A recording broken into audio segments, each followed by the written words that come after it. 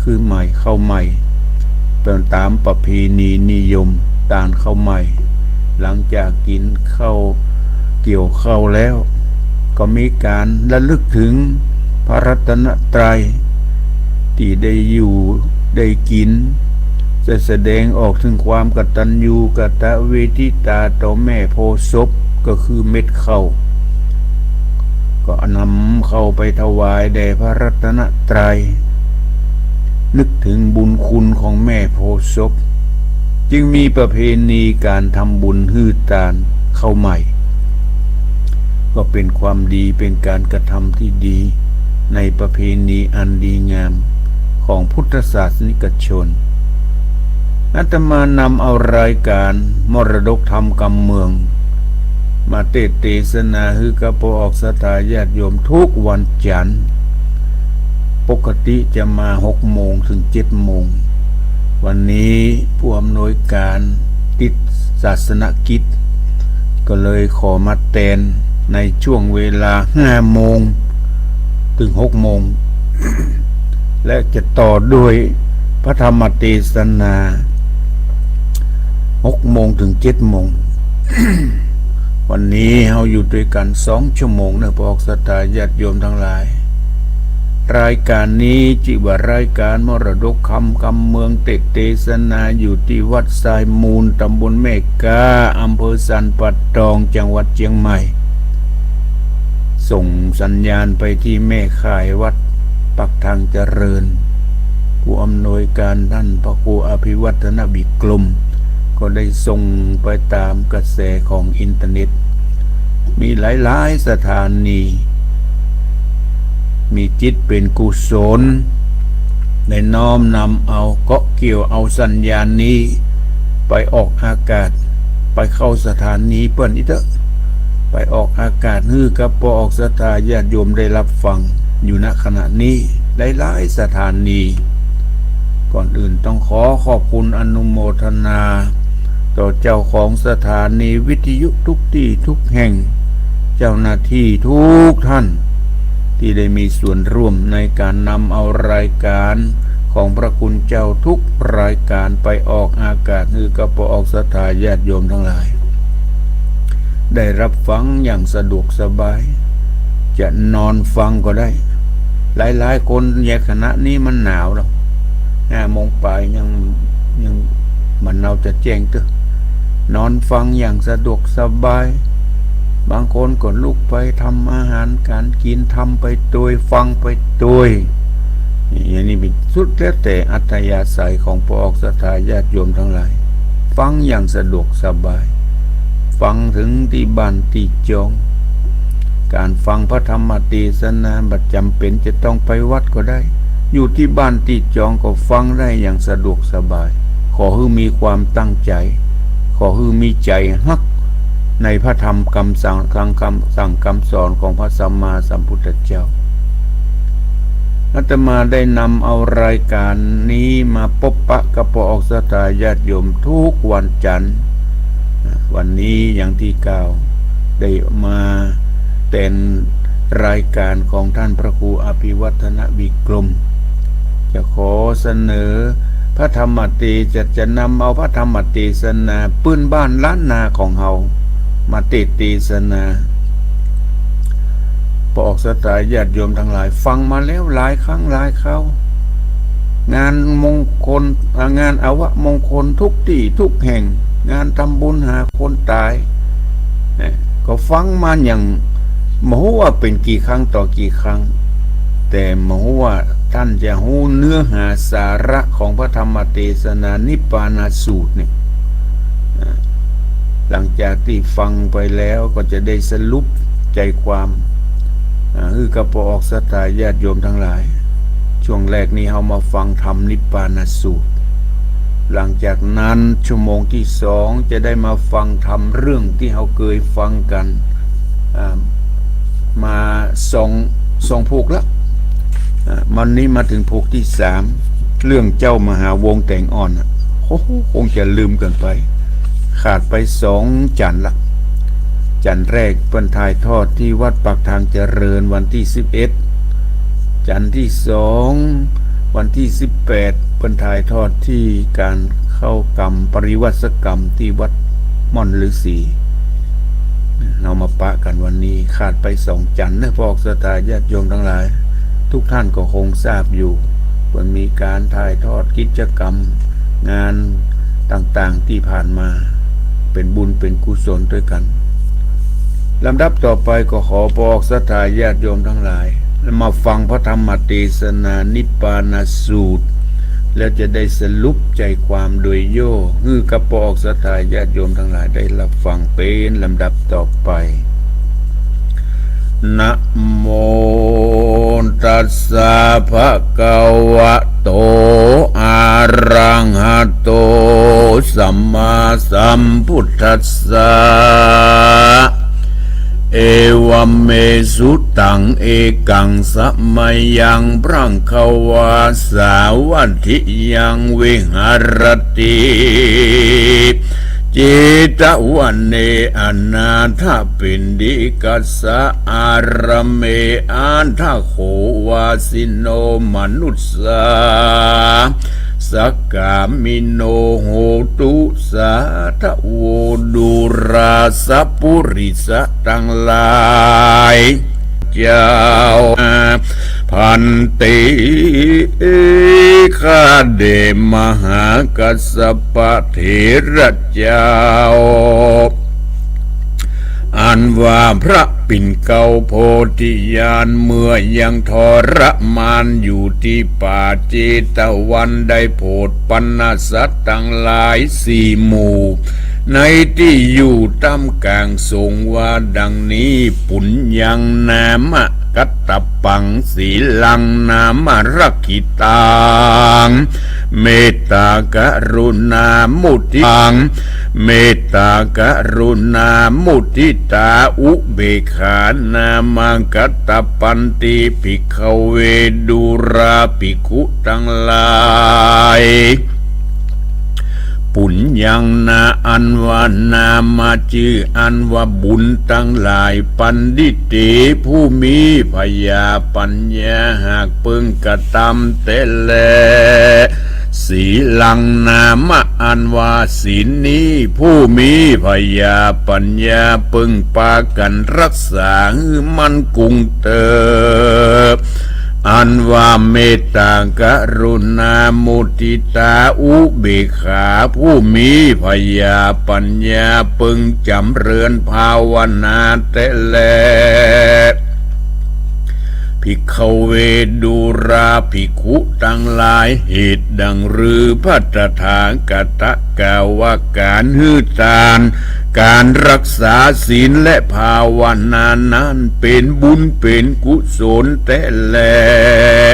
สัตว์ทั้งหลายในโลกย่อมวิปโยคแผ่ผวนสัตว์ทั้งมวลที่มาบังเกิดเอากำเนิดในสงสารย่อมมีกรรมมาปานบ่มันบ่เตียงรู้ความเหี่ยงไปมาแม้นจักมีพละกำลังเหมือนดังจ้างแม้นจักมีสมบัติมากกว้างเหลือหลายก็ยังจักตายบ่มีไผหลีกเว้นบ่มีจ้องหลีกเล่นไปจากความตายประการหนึ่งไผบ่อาจหูใดยังปีเดือนวันยามตายเต้ามีแต่พระสัมมาสัมพุทธเจ้าและพระอริยสงฆ์โคตรเงาอรหันตาเหตุนี้ผู้มีปัญญาปัญญาจุงปากันพิจารณาหือทีหูแจ้งที่อันเป็นแก่นเป็นสารคือสละเข้าของเป็นทาน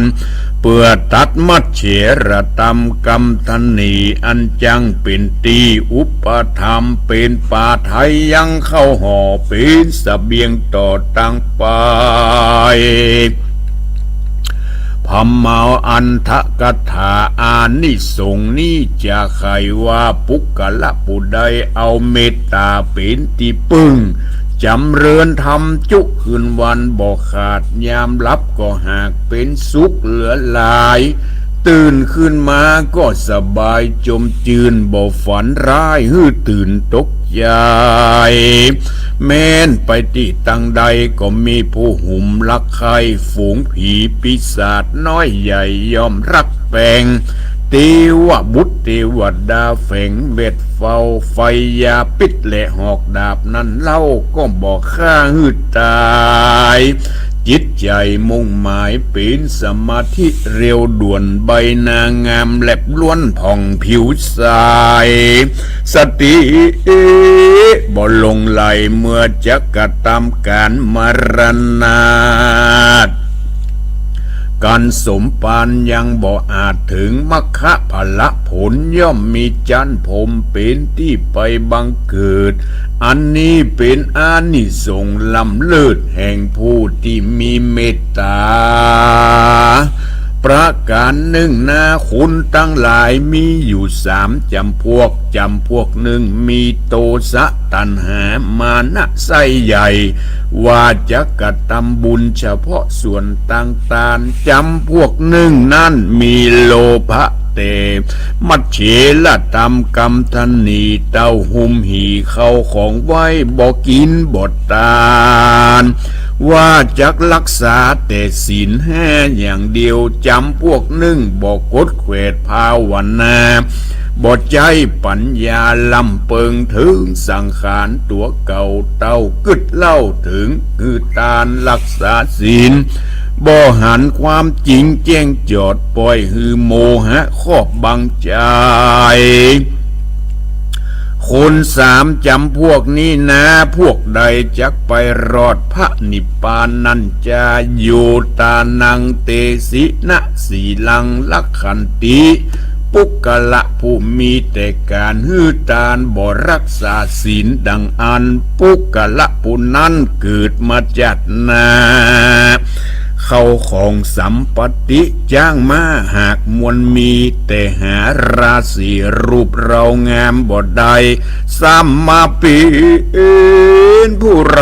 ตั้งกำลังและปัญญา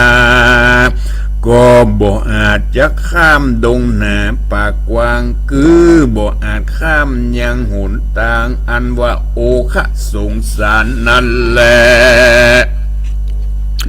อันว่าปุกละผู้รักษาแต่ศีลอย่างเดียวบ่กึดเหลียวจักหื้อตานและภาวนากันเขาเกิดมาจัดแน่ก็จักมีรูปสง่าเลือดเหล่างามแต่หากำลังและสัมปติบ่ได้ก็บ่อาจจะข้ามป่าใหญ่คือโอคะสงสารปุกละผู้หื้อตานรักษาศีลเต้าบ่ได้ภาวนาการเขา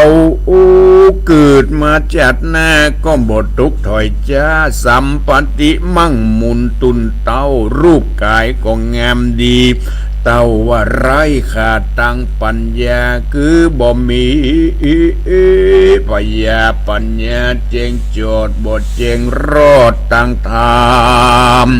บ่ฮู้ตั้งกรรมอันเป็นบุญและเป็นบาปเหมือนดังผู้มีกำลังและเข้าของมากถมทองเหมือนดังมีตาทั้งสองหากบอดก็บ่อาจจะไปรอดเบียงแก้วยอดมหาเนรปานภิกขเวดูราภิกขุทั้งหลายปุกละยิ่งใจผู้มีพยาปัญญาภาธนาใครถึงสุข3 ประการมีศรัทธาเป็นข้อเก่าเชื่อในกุลแก้วเจ้า3 ประการศีลังรักษาศีล5และศีล8ตามตำนองสุตตะปากันมันสดับรับฟังพระธรรมเทศนาอ่านเป็นคำสอนของนักปราชญ์ประการหนึ่งเล่าผู้จักรักษาศีลมั่นคงตามแบบเบา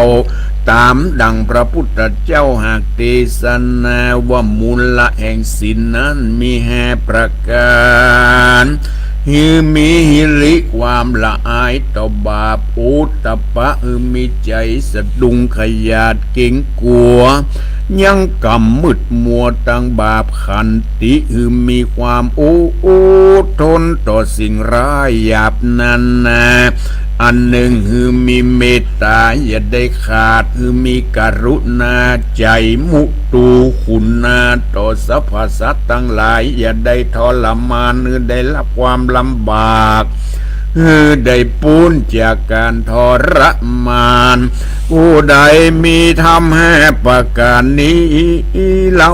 ศีลก็จักรักเงามันเตี้ยงบ่บิดเบียงเฟื่อนไหวผู้นั้นก็จักมีศีลใสอยู่กับตัวนั้นแลภิกขเวดุราภิกขุทั้งหลายปุกละผู้บ่หูลักษณะแห่งการทานการรักษาศีลและภาวนาบางพองหันเปื้อนทานก็นับทานไปบ่ขาดลางเตืองก็บ่อาจได้ถึงสุขแต่ดินเลตุมเหภาวันตาเราตันตั้งหลายมาสดับรับฟังพระธรรมเทศนาก็เป็นบุญกุศลอันผัดเสดปาเกิดสวดสดี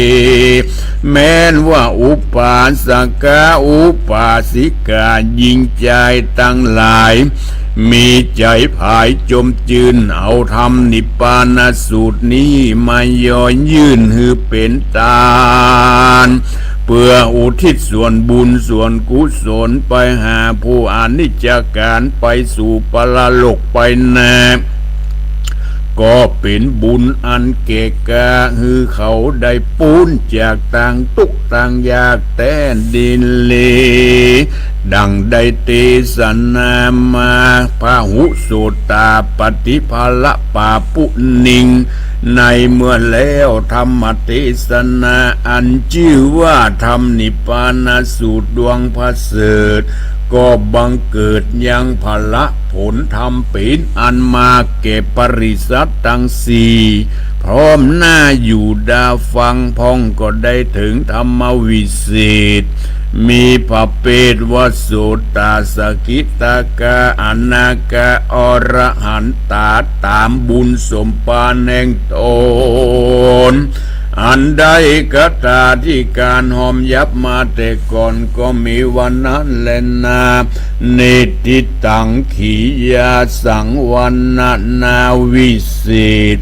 จะห้องเหตุยังพระธรรมเทศนานิพพานสูตรก็บังคมสมเรศดีพระธรรมเทศนานิพพานสูตรที่ได้ฟังจบลงไป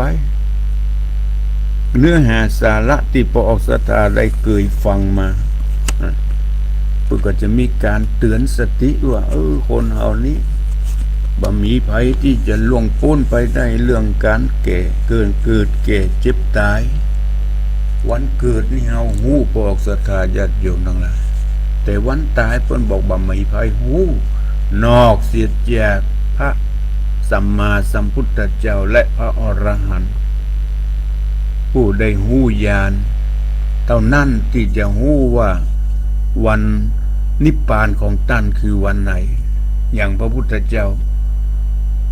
เพิ่นบอกว่าแห่ง3 เดือนนะเพิ่นจะเข้าสู่พระนิพพานปรินิพพานนี่พอถึงวัน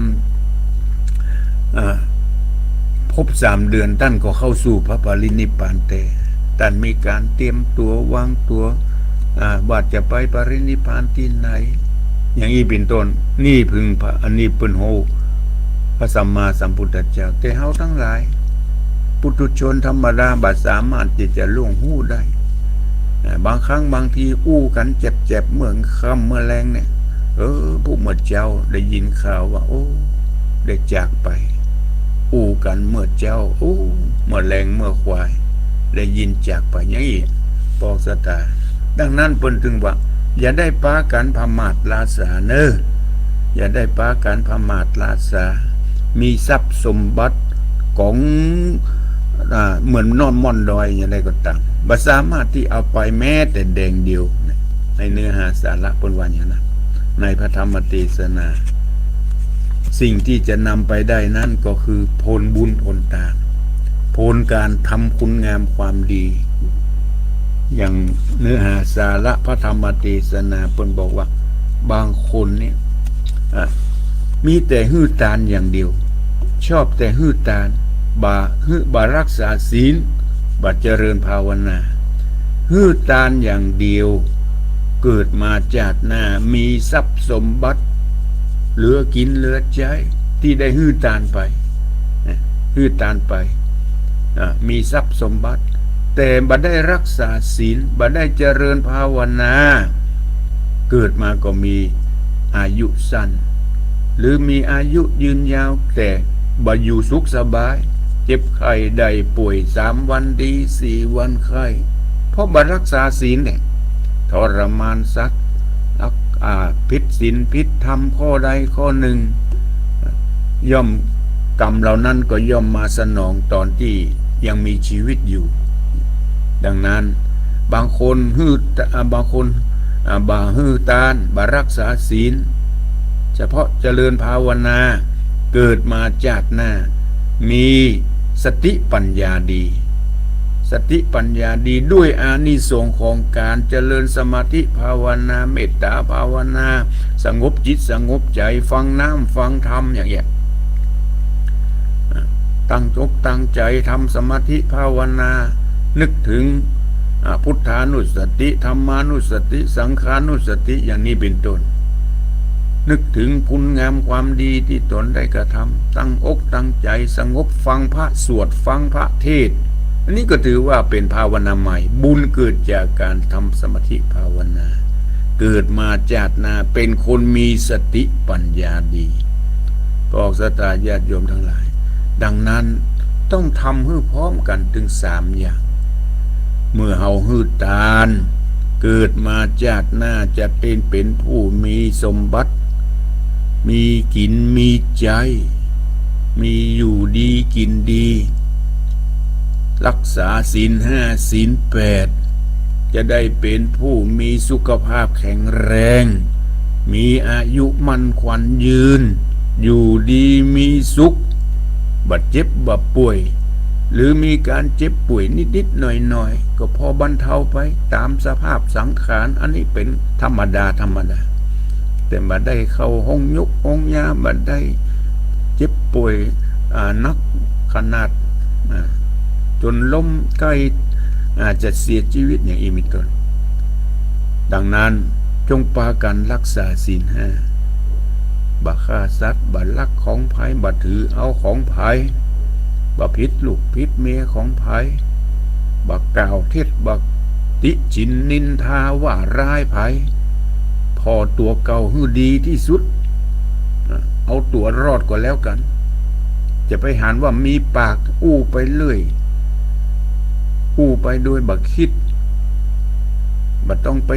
มองคนอื่นจึงไปพอคนอื่นพอตัวเองเปิ้นฮ้องว่าเอาแว่นมาแยงพอแยงด้วยปัญญาอย่าพอด้วยปัญญาพอจิตใจของตนว่าเฮาพร้อมหรือยังเฮาดีหรือยังต้องไปพอคนอื่นต้องไปแลคนอื่นต้องไปติฉินนินทาว่าร้ายคนอื่น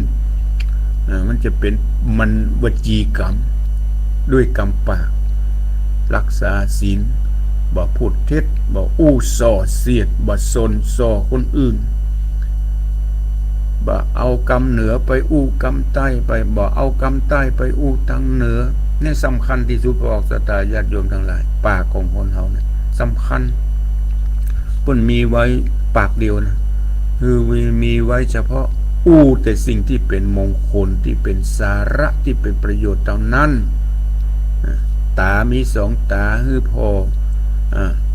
พอดีและพอให้อันดีนำมาประพฤติปฏิบัติอันใดที่บ่ดีบ่ดักก็เอามาเป็นข้อเตือนสติหูฟังเสียงดีและบ่ดี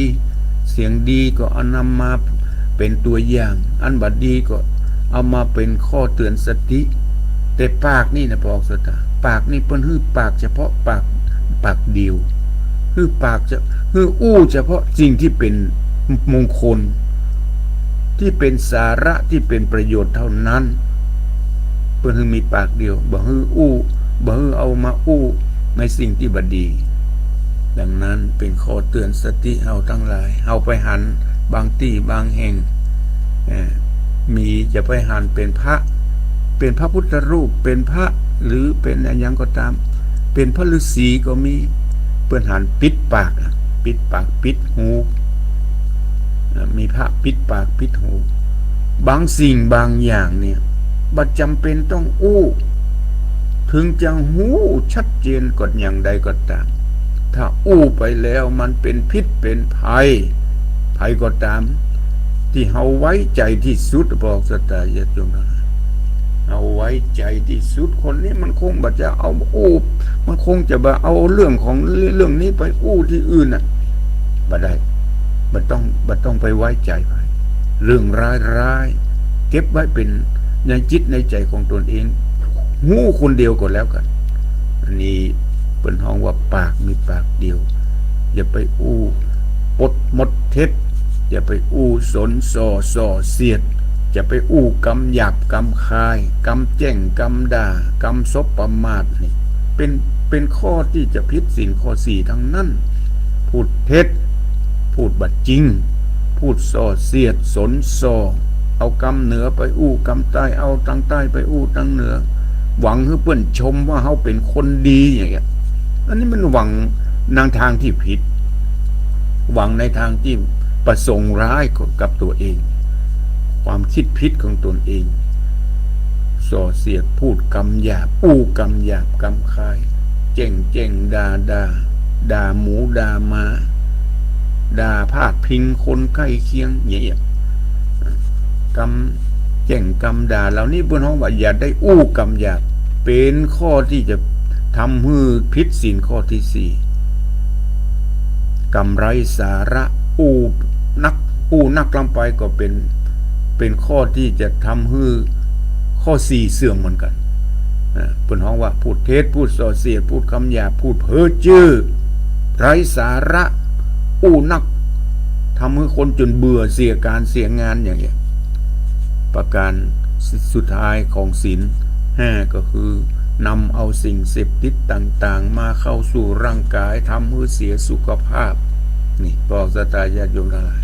ต้องเว้นจากสิ่งเหล่านี้เพิ่นเฮาว่ามีศีล5มีศีล5นอกจากมีศีล5แล้วมีการเจริญภาวนาอานิสงส์ของการรักษาศีลทำให้มีสุขภาพแข็งแรงมีอายุมั่นขวัญยืนอายุวัฒนะมงคลยืนยาวนี่บอกสตาด้วยอาศัยของการรักษาศีลการเจริญภาวนาทำสงบจิตสงบใจ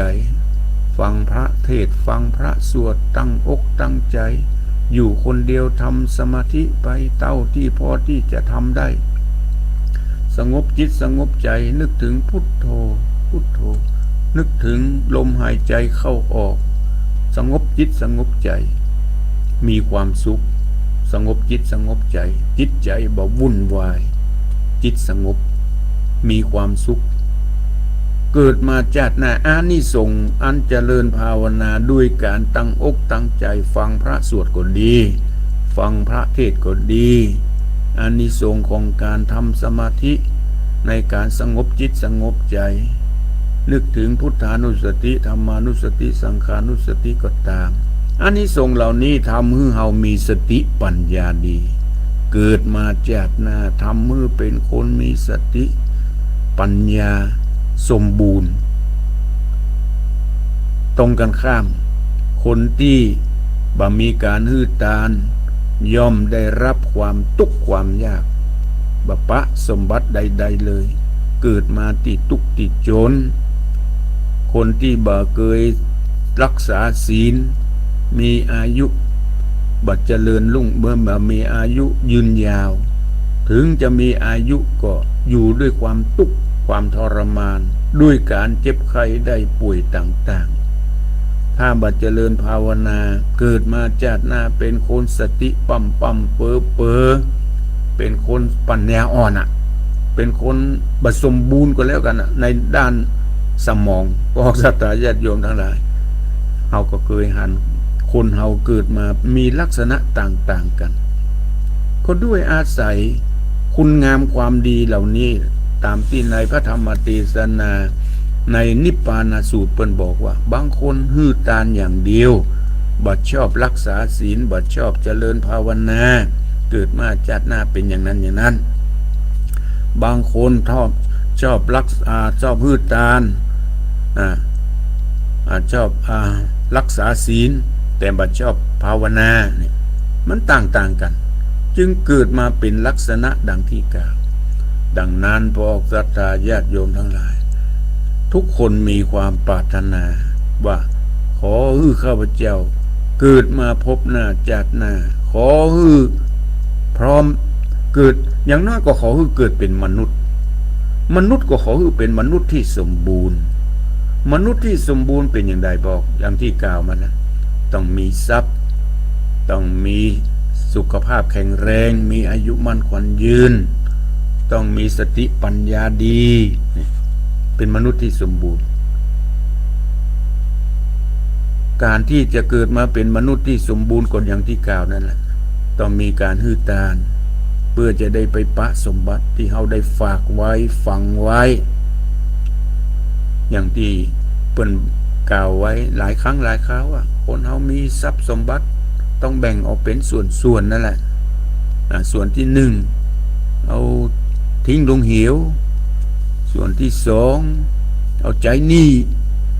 ส่วนที่สามเอาฮื้อเปิ้นยืมส่วนที่สี่ฮื้อเอาฝากไว้ฝังไว้คำโบราณเปิ้นกล่าวไว้อย่างนั้นเพื่อเป็นคติเตือนว่าอันที่หนึ่งเอาทิ้งลงเหวหมายถึงต้องใจจ่ายกินเหวก็คือปากของเขาปากอันน้อยๆถมเต่าใดมันก็ตึงมาเต็มบอกศรัทธาญาติโยมทั้งหลายกินไว้วัน2 วัน2 เตื้อ3 เตื้อ4 เตื้อวันหนึ่งนะ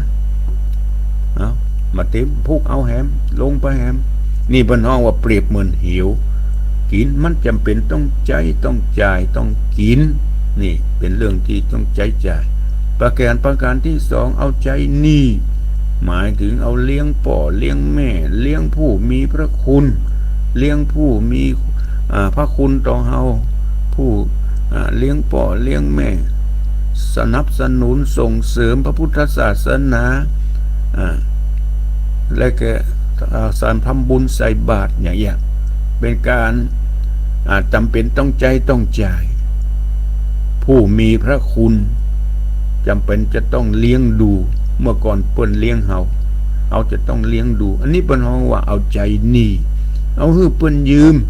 ก็หมายถึงส่งเสริมฮื้อลูกฮื้อหลานใจจ่ายเป็นทุนการศึกษาฮื้อแก่ลูกแก่หลานเลี้ยงลูกเลี้ยงหลานใหญ่เพื่อจะฮื้อใหญ่โตเป็นประเพณีเป็นธรรมดาของมนุษย์เฮาเมื่อเกิดมาแล้วก็ต้องมีการเลี้ยงดูเอาใจใส่เพื่อจะให้เป็นลูกที่ดีสั่งสอนที่ดีได้ห้ำเฮียนที่ดีก็ต้องใจต้องจ่ายต้องเงินนี่เปิ้นฮ้องว่าเอาฮื้อเปิ้นยืมวันหน้าวันหลังลูกหลานเหล่านี้เขาก็จะมาเอาที่เฮาฮื้อยืมเขาจะมาจ่ายเฮาเป็นวัฏจักรปอกสตายญาติโยมทั้งหลายนอกจากนั้นอันสุดท้ายเอาฝากไว้ฝังไว้ก็คือได้แก่การทำบุญฮื้อทานสร้างสาธารณประโยชน์เป็นบุญเป็นกุศลสร้างโรงพยาบาลสร้างถนนหนทางสร้างศาลาที่พักสร้างถาวรวัตถุในพระพุทธศาสนาอย่างนี้เป็นต้นนี่เป็นห้องว่าเอาฝากไว้ฝังไว้เขาจะได้ไปพบไปปะในภพหน้าจากหน้าเป็นบุญเป็นกุศลแก่หมู่เฮาท่านทั้งหลายดังนั้นจึงขอนำเอาสาระพระธรรมเทศนาในเนื้อหาสาระในธรรมนิพพานสูตรตอนสุดท้ายเพื่อก็บอกว่าพระธรรมเทศนาเนี่ยถ้าอยากจะนึกถึงแสดงออกซึ่งความกตัญญูกตเวทิตาต่อผู้มีพระคุณปิตามารดาปู่ย่าตายายก็ฮื้อเอาธรรมนิพพานสูตรนี้มาย่อยื่นฮื้อเป็นตาล เพื่อส่งผลผลกุศลเหล่านี้เป็นการฮื้อตานธรรมของพระสัมมาสัมพุทธเจ้าอุทิศส่วนบุญส่วนกุศลฮื้อแก่ผู้วายชนก็เป็นธรรมอันหนึ่งผูกหนึ่งที่จะเอาท่านทั้งหลายได้ฟังกันมาตลอดฟังกันมาหลายครั้งหลายคราวเนื้อหาสาระของพระธรรมเทศนาเป็นลักษณะดังที่กล่าวพอศรัทธาญาติโยมทั้งหลายได้ตั้งอกตั้งใจได้ประพฤติปฏิบัติฮื้อตานด้วยความตั้งใจเพิ่นบอกว่าการทำบุญฮื้อตานแต่ละครั้งแต่ละคราวต้องประกอบไปด้วยศรัทธาความเชื่อความเลื่อมใสในพระรัตนตรัยก่อนนะความตั้งอกตั้งใจบ่ใช่ว่าหันเปิ้นฮื้อตานก็ตานโดยบ่ตั้งอกตั้งใจอย่างนี้เจตนาเป็นเรื่องที่สำคัญการฮื้อการบริจาคเนี่ยอยู่ที่เจตนาความตั้งอกตั้งใจเป็นเรื่องที่สำคัญดังนั้นเจตนาก็แบ่งออกเป็น3ประเภทก่อนฮื้อตานก็ต้องตั้งอกตั้งใจฮื้อในขณะฮื้อก็ต้องมีความตั้งอกตั้งใจในฮื้อตานไปแล้วก็นึกถึงผลบุญผลทานที่ตนทำไปภูมิใจดีใจสุขใจนี่ที่ฮื้อไปจะฮื้อมากหรือน้อยก็ไม่สำคัญอย่าได้ประมาทในการฮื้อของตนเองอย่าไปเปรียบเทียบกับคนอื่นเฮาฮื้อได้แค่นี้ภูมิใจที่เฮาได้ฮื้อนี่เป็นความสุขของตนเองมาจ้องเอาคนอื่นมาเปรียบเทียบเอามีน้อยฮื้อน้อยมีนักฮื้อนักคนมีนักก็จะไปเอาละคนทุกคนจนมาเป็นประมาณแล้วจะกลายเป็นคนทุกคนจนทั้งที่เฮาเป็นคนมั่งคนมีพอที่จะบริจาคมากได้แต่ไปเอาคนทุกคนยากมาเป็นประมาณนี่จะคล้ายๆว่าดึงตัวลงต่ำดังนั้นพอศรัทธาญาติโยมทั้งหลายคนที่มีน้อยก็ยินดีที่ตนได้มีได้ฮื้อตานไปได้ฮื้อตานไปมันอยู่ที่เจตนาความตั้งอกตั้งใจเนื้อหาสาระพระธรรมเทศนาที่ได้ฟังไปหวังว่าจะเป็นประโยชน์แก่พระศรัทธาญาติโยมทั้งหลายและขอถือโอกาสประชาสัมพันธ์เชิญชวนคณะศรัทธาสาธุชนทุกท่านที่ได้ฟังพระธรรมเทศนาที่อาตมาได้อุจาเรื่องการฮื้อตานก็ขอถือโอกาสเชิญร่วมทำบุญทอดผ้าป่าสามัคคีเพื่อสมทบทุนในการพัฒนาสร้างจัดสร้างพุทธมณฑลจังหวัดเชียงใหม่พุทธมณฑลของจังหวัดเชียงใหม่เนี่ยเปิ่นจะสร้างที่อำเภอดอยหล่อจะกำลังจะเริ่มสร้างจำนวนเนื้อที่ถึง190 ไร่นี่พอศรัทธาญาติโยมทั้งหลายหายากการสร้างพุทธมณฑลกำหนดในวันที่1เดือนมกราคม2567เป็นฤกษ์งามยามดีพอศรัทธาญาติโยมทั้งหลายวันขึ้นปีใหม่เนี่ยเราจะทำอย่างดีเพื่อจะเป็นสิริมงคลในวันเบิกในวันปฐมฤกษ์ของปีใหม่เนี่ยน่าจะช่วยกันทำเอาทำอย่างอื่นมานักพุทธมณฑลนี่เป็นสถานที่เปิ้นฮ้องว่าเป็นศูนย์กลางของการศึกษาค้นคว้าของพุทธศาสนาในของพระภิกษุสามเณรก็ตามของพุทธศาสนิกชนทุกท่านทุกคนเป็นศูนย์กลางการศึกษาการค้นคว้าการพบปะในวันสำคัญของพุทธศาสนาของพุทธศาสนิกชนทั้งฝ่ายบรรพชิตและฝ่ายฆราวาสเป็นประโยชน์เพื่อให้เป็นพุทธบูชาเป็นพุทธศาสุเปิ้นมองว่าเป็นพุทธานุสนียสถานเป็นสถานที่ของชาวพุทธโดยตรงเป็นสถานที่ทำกิจกรรมส่วนรวมของชาวพุทธทั่วไปและที่สำคัญก็คือ ชาวพุทธในจังหวัดเชียงใหม่นี่เพื่อจะไปจุดศูนย์รวมกันที่นั่นเพื่อเป็นจุดส่วนรวมจิตใจของปวงชนชาวไทยเฮาทุกท่านทุกคนดังที่กล่าวทางพระสงฆ์ทางสามัญเณรทางคฤหัสถ์เพื่อจะได้ทำโอกาสอันสำคัญในสถานที่แห่งนี้ดังนั้นก็ขอประชาสัมพันธ์ให้กับพระออกศรัทธาญาติโยมทั้งหลายได้ร่วมทำบุญทอดผ้าป่าสามัคคีเพื่อสมทบในการพัฒนาจัดสร้างพุทธมณฑลจังหวัดเชียงใหม่หลายที่ละเพิ่นมีแล้วพระออกศรัทธาหลายจังหวัดเพิ่นจะมีนะเพิ่นจะมีสถานที่สำคัญของจังหวัดแต่จังหวัดเชียงใหม่ยังหาจุดที่แน่นอนยังบ่ได้เมื่อก่อนก็ปุ้นไปหาสถานที่ปุ้นที่ดอยสะเก็ดก็คงจะไกลไปหน่อยตอนแรกก็จะมาเอาที่น้ำบ่อหลวงก็ยังได้กำหกเด็กก็เลยมามั่นที่อำเภอดอยหล่อเนี่ยเพิ่นจะสร้างกันละจริงๆละแต่ตอนแรกนี่ก็ต้องหางจตุปัจจัยร่วมกันเด้อพอออกศรัทธาญาติโยมทั้งหลายกำหนดวันที่1เดือนมกราคม2567ในวันขึ้นปีใหม่วันดิถีขึ้นปีใหม่เพื่อให้เป็นสิริมงคลแก่ชีวิตในขึ้นปีใหม่ถ้าบัตรสะดวกอาจจะโอนไปเพื่อนจะบอกเลขบัญชีต่อไปนะถ้าใครจะบัตรสะดวกไปวันที่1หรือบัตรทันวันที่1จะไปวันหลังก็ได้นะบริจาคได้ทุกที่ทุกแห่งพระสงฆ์ที่จัดรายการหรือจะโอนไปในบัญชีผู้อำนวยการจะได้บอกในโอกาสต่อไปเป็นบุญเป็นกุศลขอฝากไว้ในโอกาสนี้ด้วยพระออกศรัทธาญาติโยมทั้งหลายอาตมาได้สรุปเนื้อหาสาระของพระธรรมเทศนาและได้ประชาสัมพันธ์งานทอดผ้าป่าสามัคคีเพื่อสมทบสร้างพัฒนา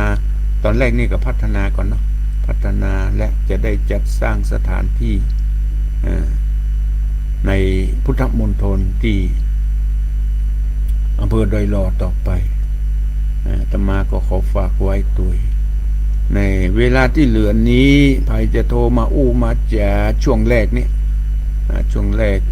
แล้วจะได้ปะกันในช่วง6 โมงต่อไปช่วงแรกนี้ใครที่จะโทรมามาจ่าเปิดโอกาสให้กับพอออกศรัทธาญาติโยมทั้งหลายโทรมาที่0812898992นะพอออกศรัทธาญาติโยมทั้งหลาย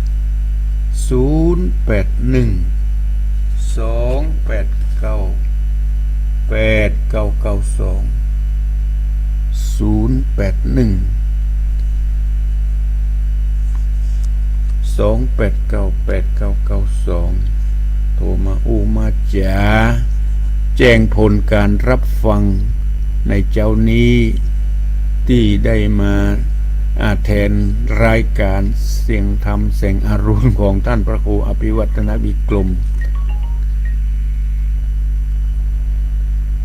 เจริญปอนเจ้าไอ้สาเจ้าฟังแต่แรกแล้วนะเจ้าโอ้โทรมาจากไหนบริการโอ้ไม่ใส่ทองเนาะฟังชัดเจนนี่เนาะไม่ใส่ทองชัดเจนนี่เจ้า98.75วันเฮ้ยต้องซักนี่ต้องซักแล้วก็อันหนาวจังหวัดใส่หมดดีพอดีหนาว2 วันนี่ละเจ้าเมื่อวานนี่ใครแก่ไปหน่อยวันนี้ยังแควนนะอันต้นว่าเนาะมันลำบูนต้นว่าเก้ามาเก้าขาด10ขาดนี่ขาดศีลขาดธรรม9ทำที่ทำมาแล้วทำบุญนะ9คุณ10คุณคุณพ่อคุณแม่9แผ่10แผ่ต้องแผ่เมตตา9หา10หาต้องหาพระนิพพาน9ตาน10ตานแล้วตาน10นาสดานะเจ้าเป็นใจท่านพระคุณสาธุสาธุมีสุขเจริญปนในมาตรการค่ะท่านพระครูโทรมาจากไหนพัฒนาหนองหานสันทรายค่ะหนองหานสันทรายฟังชัดเจนที่หนองหานเนาะค่ะฟังเป็นประจำเนาะค่ะฟังมาตั้งแต่แรกแล้วดีละตั้งแต่ท่านพระมหาสมชาติมาแล้วค่ะดีละข อบคุณนะคะที่มีธรรมะมาสอน บุญรักษาอยู่ดีมีสุข ค่ะนมัสการดูแลรักษาสุขภาพด้วยนะคะ เช่นเดียวกันนะโยมเนอะ ค่ะนมัสการขอบคุณค่ะ เจริญพรเจริญพร ไว้สาเจ้าพระเจ้า โทรมาจากไหน ยังเวียงว่าเป้าเจ้า เวียงป่าเป้า บ้านอย่างเวียงป่าเป้า บ้านปงหนองเจ้า บ้านปงหนอง ฟังชัดเจนดีเนาะที่ปงหนองเนาะ ชัดเจนดีเจ้า เวียงป่าเป้าถ้าอินหนาวเนาะ หนาวเจ้าเวียงว่าเป้าหนาว โอ้โหต้องหนาวกว่าเพื่อนหน่อย ยังไม่หนาวกันเจ้า ก็พอให้พอดีวานนี่ก็หนาวหน่อย 2 วันนี่แหละวันนี้ก็หนาวแต่ว่าก็หนาวนักขนาด โอ้ดีละรักษาสุขภาพเนอะแม่เนอะ เจ้า บุญรักษา รักษาสุขภาพด้วยนะ อยู่ เจ้า ดีมีสุขเจริญพร เจ้ากับไว้สาเจ้าท่านพระครูแม่สุแก้วศรีละพรสิทธิบ้านห้องละปูนเด้อติดตามท่านพระครูจะมาเข้ารายการนั้นเด้อเจ้า ฟังตลอดเนาะแม่สุแก้วเนาะ เจ้าติดตามตลอดขึ้น 98.75 วัดห้วยตองสักชัดเจนไปเลยเด้อเจ้าท่านพระครูเจ้า วันนั้นหันหูปแม่สุแก้วหรอกแม่สุแก้ว นะ ที่ท่านมาเปิ้นถ่ายทอดที่ท่านมหาสมชาติไปแอวบ้านนะ ได้อ่านแล้วกันเจ้า ได้หันแม่สุแก้ว เจ้าท่านพระสมชาติเพิ่นมาที่บ้านแม่สุแก้วเด้อเจ้า เป็นคนอ้วนพอสมควร อัน สุ นี้ ข กูจะ80 โอ้ เนาะ สุขภาพแข็งแรงบุญรักษา เจ้ากลับไหว้สาเด้อสาธุ ดีมีสุข สาธุเจ้าเด้อท่านพระครูเจ้า เจริญพรเจริญพร ไหว้สาเจ้าท่านพระครู โอ้แม่จันกะ เจ้า หนาวก็แม่จัน หนาวมา2-3 วันนี่เนาะ ฟังชัดเจนดีเนาะ ชัดเจนดีเอาไว้ได้ร่วมบุญใหญ่บุญหลวงกันดี โอ้บุญใหญ่บุญหลวง พุทธบุญโนนนี่แหละมันเนาะ ทำอย่างอื่นมานักละ อันนี้ยิ่งสำคัญกว่าเนาะ นั่นนะการระดับจังหวัดของเราแล้วล่ะ โอ้ เนาะ ได้นะจะของจังหวัดของใหญ่ของหลวงช่วยกันทำคนละเล็กคนละน้อยเนาะ เจ้ามันนี้อย่างนั้นเอาไปจุยกันตีดอยนางแก้วอย่างหมดดีเนาะ นั่นแหละอืมนี่เป็นจุดส่วนรวมของทั้ง เนี่ย ตึง บุญ จั ให ง ญ่ หวัด บุญหลวงอะก็เอาก็ไปปากกันนั่นนะกันนะ เอ คน อ ที่คนทำบุญกับปากกันติบุญนั่น บุญรักษา ขอบคุณแม่จั เจ้าน เนอ เป็นเจ้าชัดเจนดี จะ เจ้า เลื่อนปอนแม่จันเลื่อนใสบรรตการเจะเลื่อนปอน แล้วแม่สาเจ้าท่านพระครูเจ้า โทรมาจาก มูติเอฟพวงปอจอมตองเจ้า ควงเปานี่เนาะฟังชัดเจนไหมเนาะที่ควงเปาเนาะ เจนเจ้าฟังแจกห้วยตองสักเจ้า โอ้ แค่ของท่านพระครูต้องเต็มมหาสมแทนออก โอ้ มาเจ้า ฟังไปเรื่อยๆเนอะเป็นบุญเป็นกุศล เจ้า บุญ แม่ รัก ก็และมีแฟนที่ม่วนเนาะ เออ บุญรักษาเนอะ เจ้าแสนดูเจ้าท่านพระครูเจ้า เจริญปอนเจริญปอน ไหว้สาเจ้าท่านคุณ โอ้แม่อุ้ยเหมือนนักแกมหันโทรมานี่ มันไม่ได้โทรเหมือนละ เออแม่อุ้ยหลงเนาะ เจ้า โอ้บ้านบวก เจ้า บ้านบวกลี มันบวกลี ที่ลีหนาวก็ไม่อุ้ย หนาวค่ะ เดินอยู่ในที่นอนอยู่เนาะ อยู่ในที่นอนอยู่เจ้า โอ้นอนไปก่อน นอนไปก่อนย่ำมาแจ้งเตือ เจ้า อืม ถึงว่าลูกเจ้าเจ้า เออดีละพัก ลูก ผ่อน หลานนี่กิน โอ้ปล่อยลูกหลานเขาทำหายหนาวแล้วก็ลุกเนอะไม่อุ้ยเนอะ เจ้า บุญรักษา พูดกันหนาวกันยังไง ก็หนาวพอให้พอดี เออ บุญรักษาเนอะไม่อุ้ยเนอะ เจ้า อยู่ดีมีสุข มีสระดี เจริญปอนเจริญปอน นักสการเจ้าพระอาจารย์ โทรมาจากไหน แม่โทรมาจากลำปางเจ้า ลำปางนี่บ้านอย่างแม่ เจ้านี่บ้านสัญญางเจ้า ฮะ บ้านดงเจ้า บ้านดงอำเภอ อำเภอเมือง อำเภอเมืองลำปางเนาะฟังชัดเจนดีเนาะที่ลำปาง ชัดเจนดีเจ้า โอ้ขอบคุณนะแม่นะ เป็นบุญยวาสเจ้า บุญยวาสที่สถานีบุญยวาสวัดบุญยวาสโอ้เป็นบุญเป็นกุศล ฟังไปเรื่อยๆในเมเนอร์ เจ้า บุญรักษา อาจารย์มาได้ออกหลายเดือนแล้วเนาะ นั่นแหละ2 จานละไม่ได้ออกเพิ่นมีการทำกิจกรรมพระศาสนาเข้ากรรมทุกปีแล้วเพิ่นทำกันเด้อบุญรักษาเนอะแม่เนอ เจ้า อยู่ดีมีสุขเจริญปอนเจริญปอนเจริญ กับภาษาท่านพระครู โอ้โทรมาจากไหน ลำปางจ้าแม่สิกูลจ้าตัด สี ละ คุณตันทุละโอ้เมื่อนำได้ยินเสียงต้า เจ้าไม่ได้ยินเสียงเมินแล้วไม่ได้โทรหา มีสีคุณสบายดี เจ้ามันปวดแข้งเจ้า โอ้ย่ำหายด้วยก้าหัวเข่านั่นน่ะ มาหายเลยว่างบางตอนนี้ชับหายเดินมาได้เลยอ่ะ โอ้รักษาเนี่ยจะไปเตียวนักเนอะ เอา กำลังใจนะ ดีละดีละ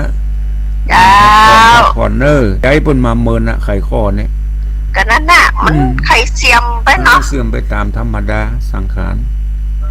แต่พยา เดิ ยาน มรัก ใจ ษา เลยไหนใจไม่เต่าเลยอ่ะ โอ้ใจไม่พยุงไปก่อน เจ้า นั่งรถเข็นขอบคุณแม่ โ อุ้ย ไปวัดอันร้อยหลอกก็ไม่ได้ไป เป็นอย่างเนออยู่ที่วัดอยู่ที่บ้านอนุโมทนาเอาเนอ เจ้า บุญรักษาอยู่ดี ธนาจะเปิดไป อยู่ดีมีสุขเนอะแม่อุ้ยเนอ เจ้าสา เจ ธุ ริ สา ญ ธุ พ เจ้าร อาตมาได้ใจเวลามาพอสมควรช่วงนี้ชั่วโมงแรกนี้จะขอยุติรายการไปก่อน บางสถานีเพิ่นก็จะงดการรับตึก6 โมง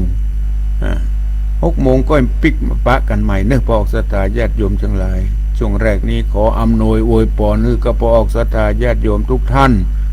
ที่ได้เปิดเครื่องรับฟังพระธรรมเทศนาสาระกำเมืองในคำในเจ้านี้ก็ขอจงได้อยู่ร่มเย็นเป็นสุขในพระบวรพุทธศาสนาก็ขอทุกท่านจงมีอายุมั่นยืนยาวมีวรรณะผิวพรรณผ่องใสมีความสุขกายสุขใจมีพละกำลังมีสุขภาพแข็งแรงมีความคิดมีความปรารถนาสิ่งใดๆก็ขอให้สมดังความมุ่งมา่ปรารถนาจุยิ่งจุปการนันจุงจักมีอายุวันโนสุขังพระลัง สืบสานตำนาล้านนาอันทรงคุณค่ามีให้เสื่อมสูญภูมิธรรมเก่าก่อนคติคำสอนอานิสงส์ผลบุญสติปัญญาเพิ่มพูนช่วยหนุนบุญญาญาติโยมพระครูสังวรศิลางที่รักมั่นคงแน่นหนักในฐานะศิษย์พระโพดมทุกลมหายใจตั้งจิตมุ่งหมายนำพาญาติโยมทานศีลภาวนาสร้างสมตามรอยพระบรมโพธิสมภาร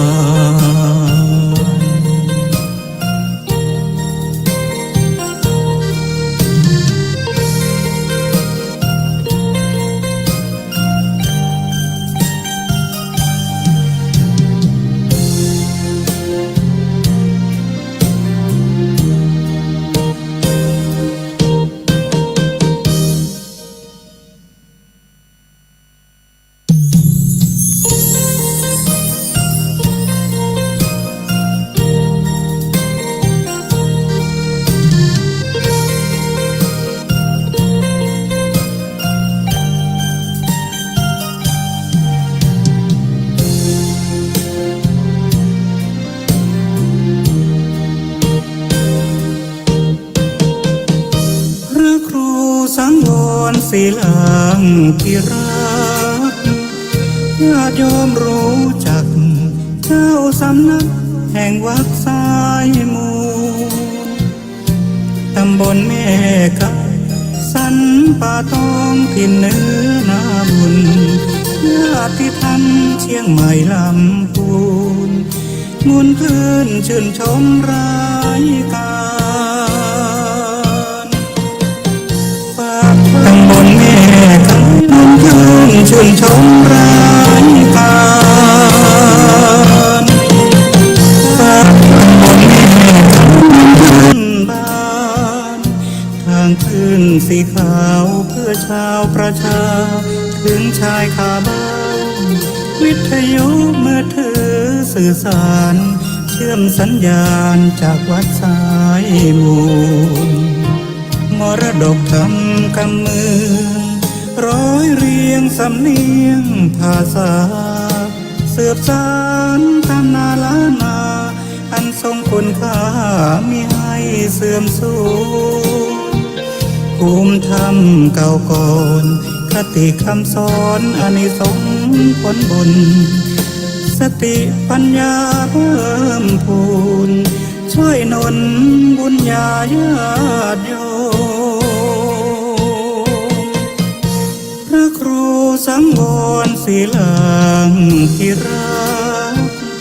มั่นคงแน่นหนักในฐานะศิษย์พระโพดมทุกลมหายใจตั้งจิตมุ่งหมายนำพาญาติโยมทานศีลภาวนาสร้างสมตามรอยพระ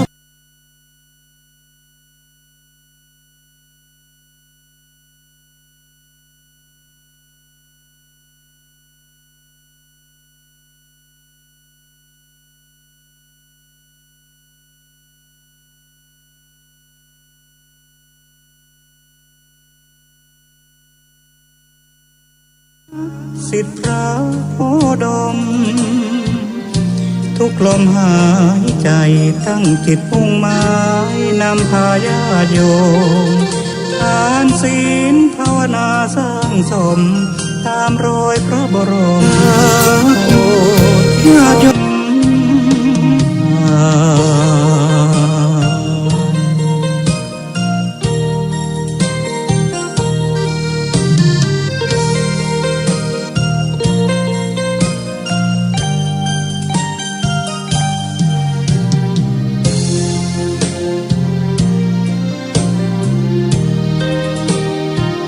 มรดกธรรมกำเมือง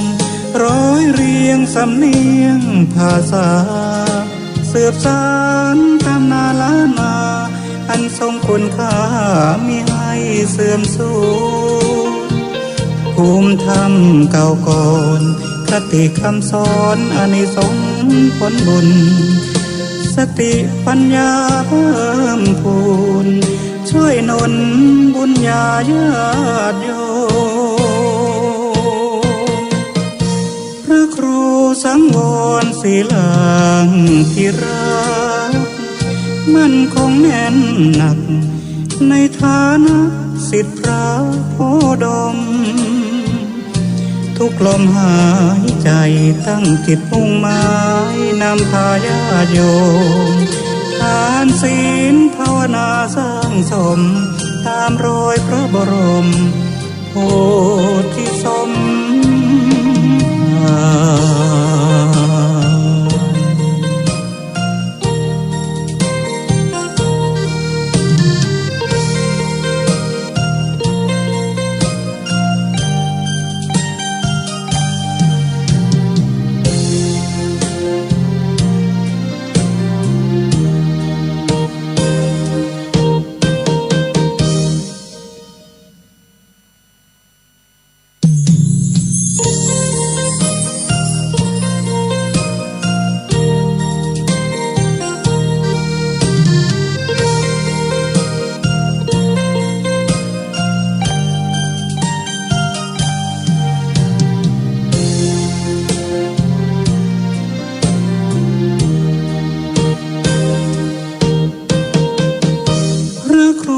สังวรศิลางที่รั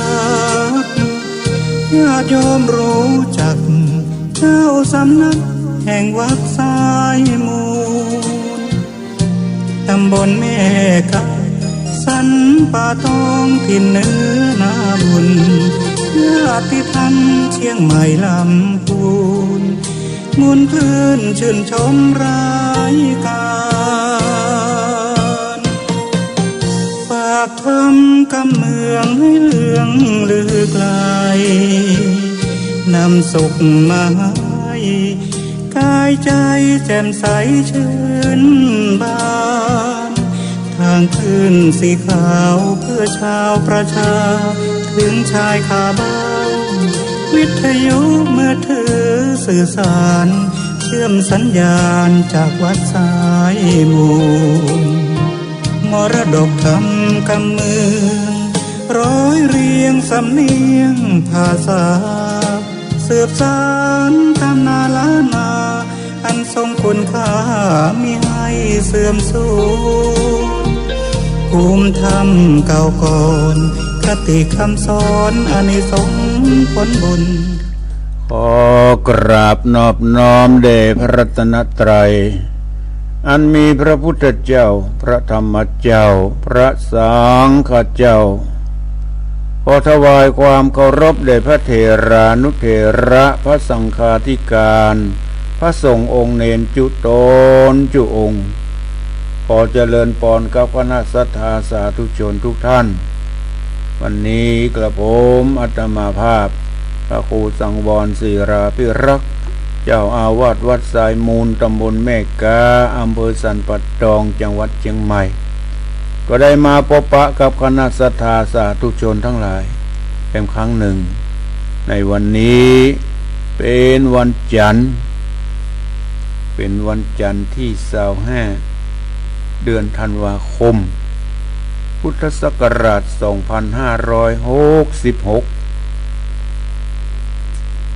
ซึ่งก็ตรงกับเดือน4ขึ้น15ค่ำขึ้น13ค่ำขึ้น15ค่ำ2 วันจะเป็นวัน15ค่ำครับเป็นพระวันศีลโดยเฉพาะวันศีลนี้ที่15นี้เป็นวันเพ็งปุถหวยเป็นวันเพ็งปุถดังนั้นพระออกศรัทธาญาติโยมทั้งหลายมีความประสงค์อยากจะร่วมทำบุญในพระอุปคุตในวันเพ็งปุถก็ขอเชิญเนอะในวันเชิญในค่ำของวันพุธค่ำของวันพุธวันที่26จะย่างเข้าวันที่27จะย่างเข้าวันเดือนเพ็ง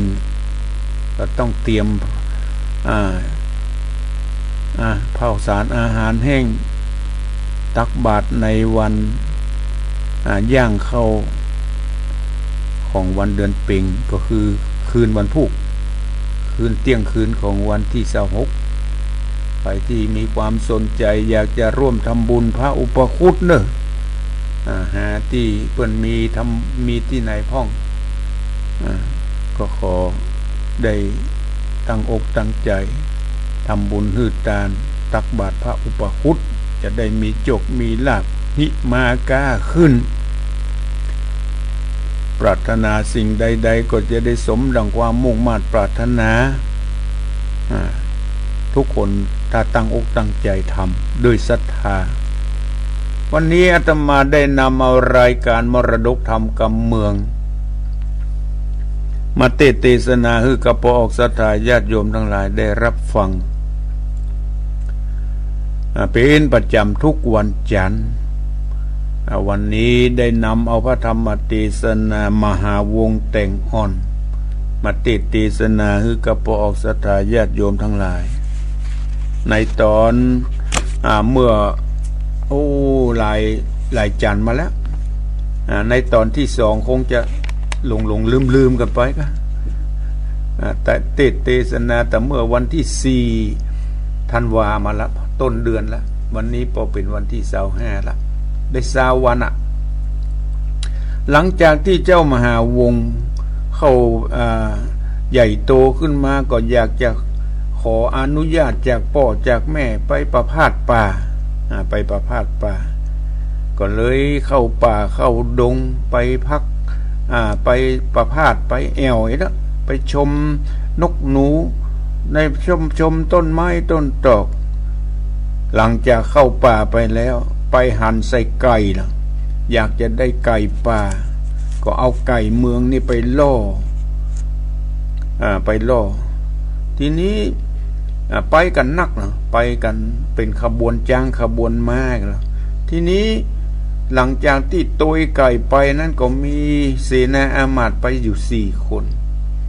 หลงเข้าไปไก่นั้นก็ล่อลงเข้าไปเรื่อยๆในป่านั้นก็ไปปะใส่กุมพีคือจระเข้4 คนพร้อมด้วยเจ้ามหาวงศ์ไปปะใส่หนองน้ำใหญ่เป็นเมืองหนึ่งของเมืองของจระเข้เนี่ย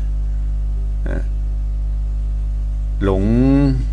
เข้าไปในเมืองของจระเข้หมู่จระเข้เหล่านั้นเกิดลูกออกมาเป็นมนุษย์เป็นมนุษย์หรอจระเข้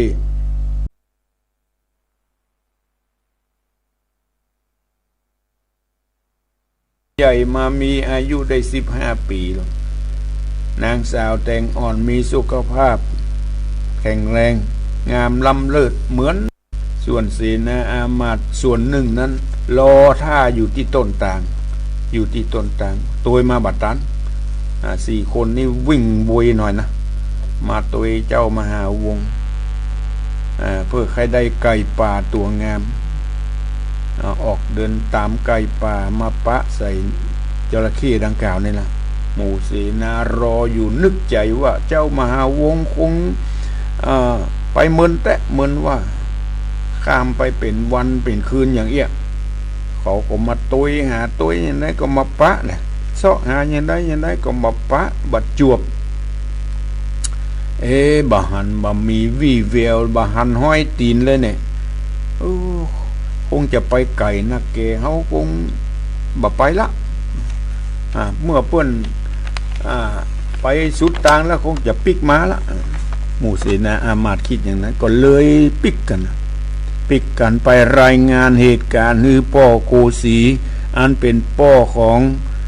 เจ้ามหาวงศ์ฟังเหตุการณ์ที่ได้มาที่ได้ไปหู้ไปหัน ป้อโกสีได้ฟังแล้วห่อนอกห่อนใจเสียอกเสียใจที่ลูกได้หายไปตนแม่ร้องห่มร้องไห้ที่ลูกได้หายไปอย่างเอียดขอย้อนกล่าวถึงเจ้ามหาวงศ์ที่ได้ลงป่าบัดตายถึงเสนาแห่ม4 คนบัดตายเด้อยังมีชีวิตอยู่พร้อมเสนาอามาตย์เข้าหลงเข้าป่าไปโตจนไปปะใส่แม่น้ำใหญ่ค่ำที่ไหนนอนหันในขณะที่เจ้ามหาวงศ์นอนหลับอยู่นั้นฝันได้หลงเข้าไปในวังของกุมพีของ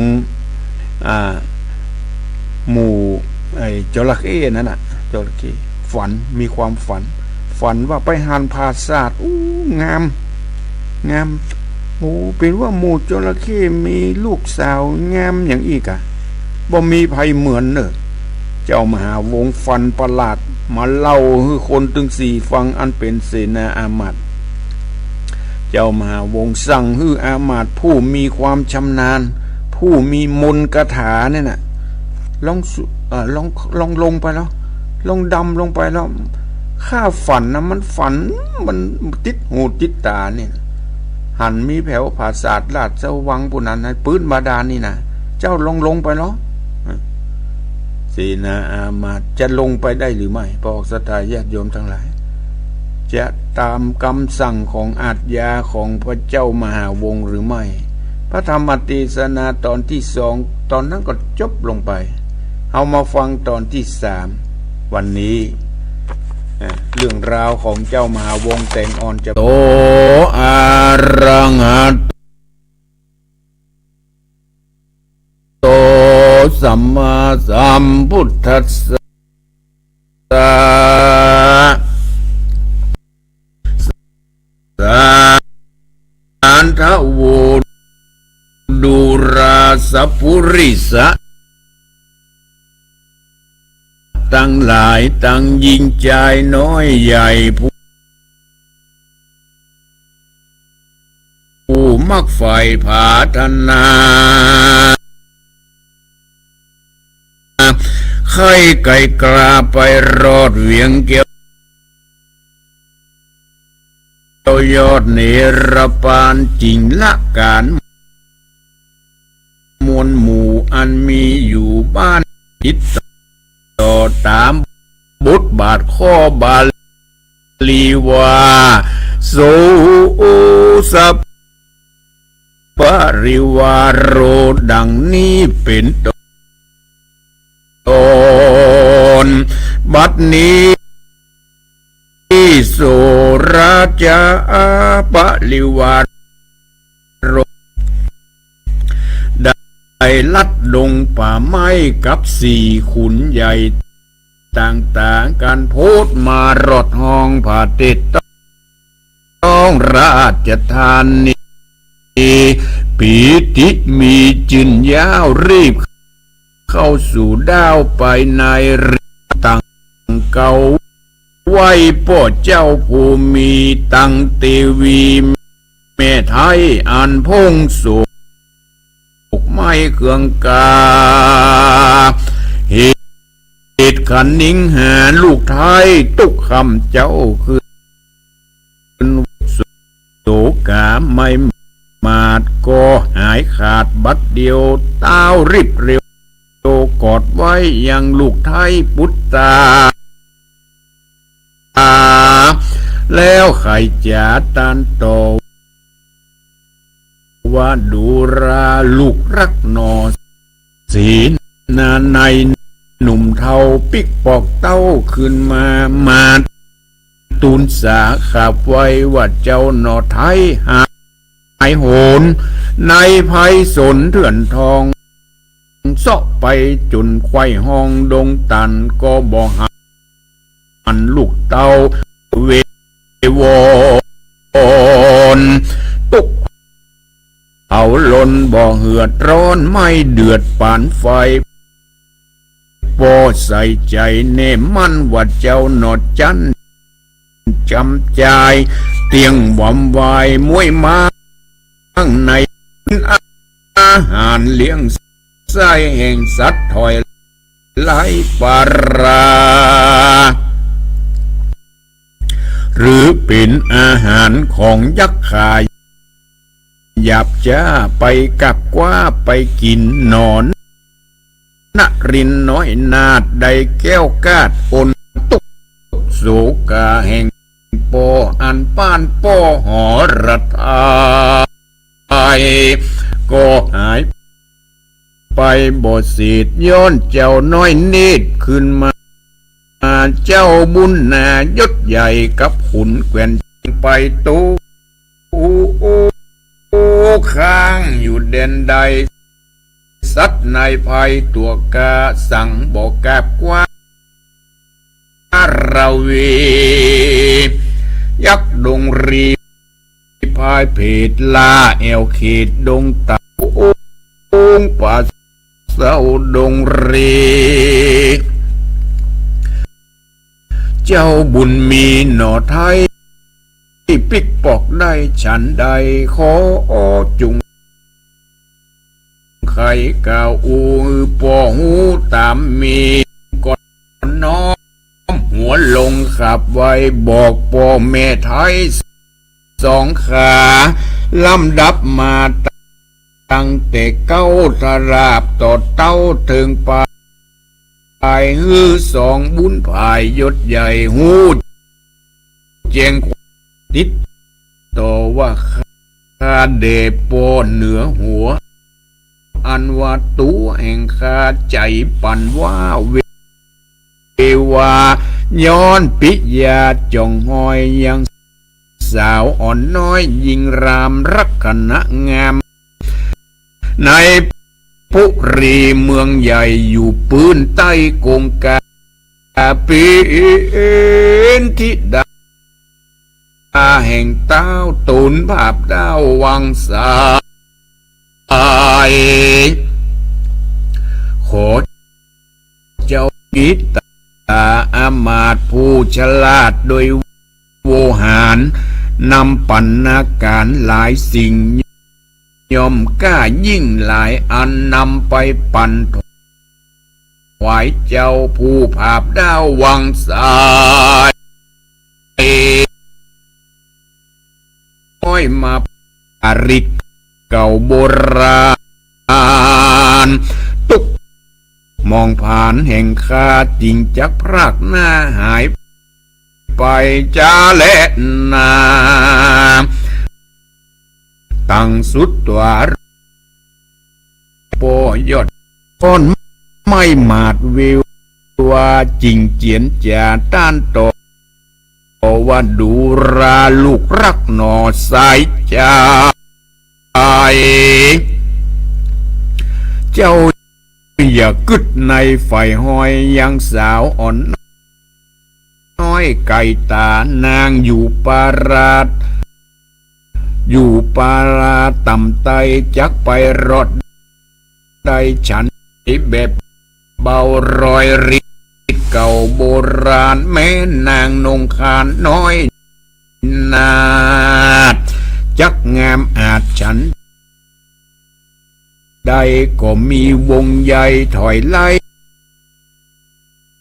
เป็นสัตตริชานต่ำใต้ส่วนสายวงตำหมายไฟห้อยยังสาวอ่อนน้อยวังใส่กำคนไก่และไก่จักเล่าลือไว้นานาว่ามีทิดานโนล่าแห่งเจ้าฟ้าเมืองไก่มีวันณวัยงามอาจจื่อนางนาฏปิปัตตังอักนักปราดปุโรหิตาจารย์นำปัณการริบ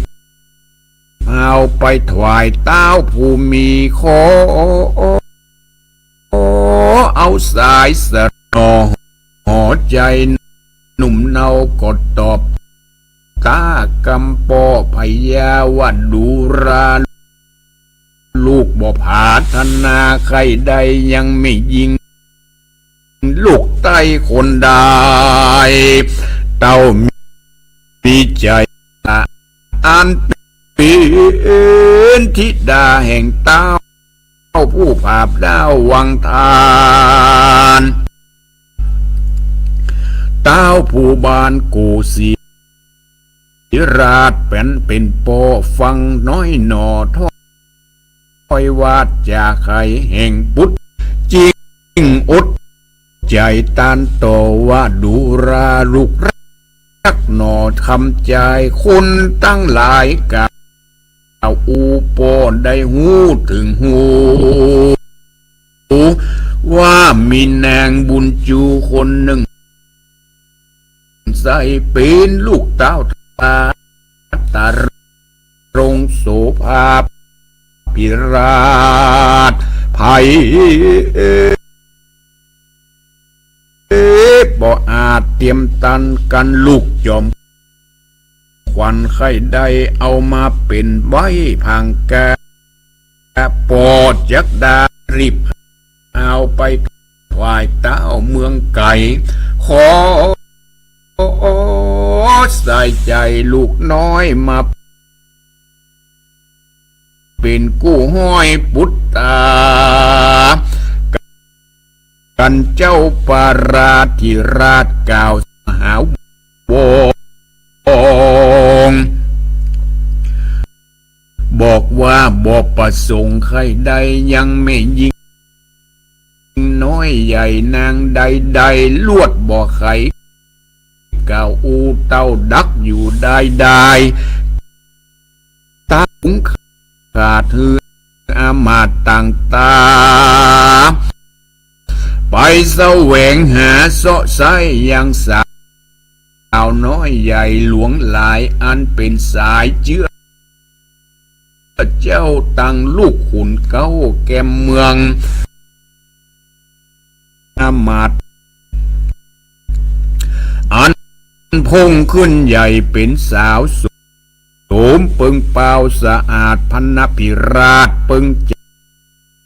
ใจจัดนับไปหลายหลากเป็นปันหนึ่งหากเป็นธารากันแล้วใค ไก่ปันบอกเล่าให้แก่ลูกเต้าคำใจว่านางตั้งหลายเป็นนางสาวนิสัยพงขึ้นใหญ่แต่ดิลีปีสุขุมาพ้องก็เป็นธิดาอามาตย์ลูกไพราชเศรษฐีขาบดีปกามีพร้อมหน้าหลวงลายกันยังหมายฝ่าตามปิมเป่งเติมมาแล้ว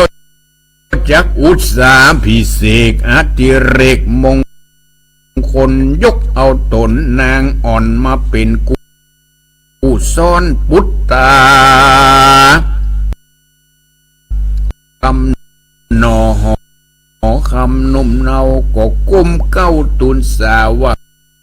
คาเดพระพิตาเฮ้ยยอดซอยอันว่าสาวอ่อนน้อยสมสรีดุงไอแต่ใส่จักมาเพียบได้เตรียมตันกับสรีสุพันอ่อนน้อยอันอยู่บ่อนกงกาขอพ่อพยาธมึนตาพอมาดผู้ฉลาดโดยโวหารนำปัญนาการรีบเอาไปถวายเต้ากุมพีขอเอาสายสรีน้อยอ่อนมาอยู่บนพังกากับลูกนี้แน่บ่ได้ตั้งสุดว่าราชาเมื่อนั้นพยากูสียศซอยอันเป็นป่อเมื่อได้ยินถ้อยคำจ๋าแห่งปุตตาหนุ่มเนาใจนักเกโอรราชจะคอยกาดมรณาจิงเรียกคุณต่างๆแกวนใจผู้หูควายสัพพการตังปโรหิตาจารย์นักปราชญ์ใกล้สัพปันแล้วก็ไขปันเก่าฮือเขาหูจุประการฮือเต็มสารไปรอถือเต้ายอดกุมพีผู้ยศใหญ่อยู่ปืนใต้สากรขอเอาสรีบางอ่อนน้อยอ่อนมาอยู่บ่อนพังกาเป็นราชาแนบข้างแห่งนอเจ้าจ้างคนปันปวงไพรน้อยได้จินจ้อยโสมนัสสาปโรหิตานักปราชญ์หูแจงราชองค์การกดเต็มสารรีบเอาว่าสรีสวดสดีผาเสดวาระลืดเจียงคานจุมไปมานหายขาดจุมอุบาทหายหนีเป็นวันดีใจโจกกาลยกมงคลบัดนี้สร้างไมตรีกับเจ้าปุรียศใหญ่ผู้ภาพใต้วังสายจริงฮือคนเตรียมใจอามาตย์ตั้งนักปราชญ์ปุโรหิตาตั้งศีนายศใหญ่มาขับเอาธิดาน้อยอ่อนไปเป็นกูซ้อนน้อยนอนนายกับหนอหอใจหนุ่มเนา ชื่อว่าเจ้ามหาวงเป็นเชือกโยงมัดมั่นตั้งเกิดไมตรีสองปุรีต่างเตคือเป็นเขตเมืองเดียวกันไพ่ใต้เตียวด้านสอดพูดไปรอดถึงกันขอเจ้าหอดจันทิราชอย่าได้ตัดเตกเก้าทราบต่อเต้าถึงปลายเต้าบุญภายยศใหญ่ฟังเสียงควายตามมีเจ้าปุรีฟังแล้วใจผ่องแผ้วสงเสียนาเกวียนใจตั้งขุนใหญ่ตั้งตากับริปนหาวหาดผู้ฉลาดสัปสิบป่าหูมนยาจูบจอดอาจดันสอดวังสันนำปัญนาการรีบหาวไปถวายแก่เต้ากุมพีก็มีหันเล่นนาติพลายโยธาอันว่าคุณต่างกันมวลมากออกไปจากเวียงใจลัดดงไผ่ป่าไม้นับอ่านได้หลายวันจริงผายผันดันสอดพูดไปรอดกงกาไอริปนหลายมนหมู่ยั่งจดอยู่ด้วยกันตาวันคำล่าลงลับป่าดงดอนต่างคนนอนยังจอดหือหิวหอดไม้หาต่างตาก็นำโยธาน้อยใหญ่ดำลงใต้วังทานบบปนานก็ไปพูดไปรอดหันภาษาอาจยอดใสสรีรัศมีส่องตองไปไขว้ห้องอันรีตามประเพณีแต่ก่อนเจนปุ่มมอนปิตาส่วนพญาจักเข้ใหญ่หันคนโลกใต้หลวงหลายมานั่งยายต่อหน้าโต๊ะขปาดอ่อนหูยังมนเสียงขอดจุนพดมารอดเบียงใจเยียวมีภัยมาถูกมาตองในแห่งห้องราชธานีจริงไขวาตีถามเล่าว่าสูเจ้าตั้งหลายดันสอดพดมารอดเมืองของเราหรือจุมสู่เขาใครใดยังของเครื่องใจใดจุงไขจากกล่าวจี้ฮือแจ้งที่หันใส่ก็ขับไว้ตุนสาว่าคาเดมหาราชเจ้าตูนเป็นเก้าราชธานีอันว่าหมู่เผ่าตาตูครับมีชื่อแอ้งว่าเมืองโกสีนครมีหนอผู้ทอนหนุ่มเนาคือลูกของเต้าพุทธามีวัยยาขึ้นใหญ่อายุได้16 ปีเจ้าในปุ้งขาดคืออามาตย์และโยธา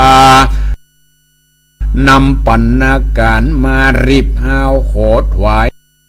แก่เต้าหอควางเพื่อขอเอายังนางนอนนาวอันเป็นลูกเต้าสายเป็นสายเชือกฟันผูกมัดมันไมตรีฮือสองปุรีต่างห้องเป็นดัง ต้องเมืองเดียวกัน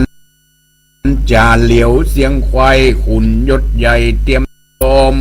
มือไหวถวายสารตั้งปนาการของฝากมากมวลมีอันตูนหากนำมาแก่พญาหยุดยาวผู้ปราบดาววังอุบาน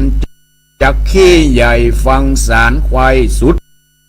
ปลายมีใจผายจมจืนปีติตื่นยินดีจริงไขว่าตีตอบถอยว่ากันเต้ายอดซอยเมืองไก่ยินมีใจใครใดยังนางหนอไทยทิดาไว้อ่อนน้อยจักตามถ้อยตัวกำเราจักนำมาย่อยืนโดยใจจืนยินดีแม้นว่านางสมสรีกินกู้บ่มักสู้เปิงใจหากไอ้กำเมียนจอดเต้าเจ้ายอดผู้บานก็มีราชองค์การปงขาดอามาตย์ต่างตาเรียกธิดาโนลามาอยู่ต่อหน้าบัดเดียวแล้วจะเหลียวเก่าจีเต่ามานี่แหละนะนิติตังกิยาสังวันนาวิเศษจะห้องเหตุยังปฐมติสนามหาวงแต่งอ่อนปฐมติสนาจาดกเรื่องมหาวงแต่งอ่อนที่อาตมาได้เทศนาไปในทำนองแบบปืนเมืองเหนือก็จบลงไปพอกสตาญาติโยมทั้งหลายจะสรุปใจความโดยย่อๆได้ดังนี้ หลังจากที่เจ้ามหาวงพร้อมโดยเสนาอามาตย์ข้าทาสบริวารถึง4 คนที่ลงเข้าไปป่าไม้หลายคืนหลายวันปิกไปหาพ่อหาแม่โอ้พ่อแม่คงจะเป็นห่วงเป็นใยเมื่อปิกไปถึงพ่อแม่ก็ดีอกดีใจเฮ้ยดีอกดีใจ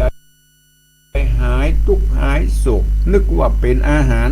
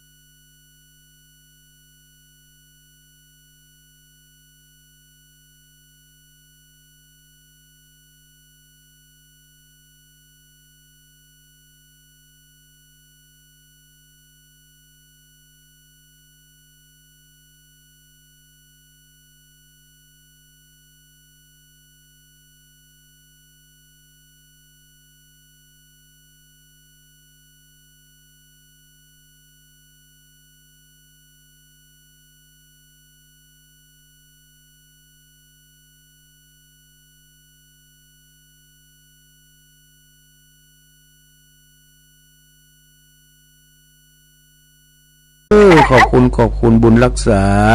เจ้าไว้สาเจ้า มี ทาน สุขปล่อยหลวงที่วัดไซมูล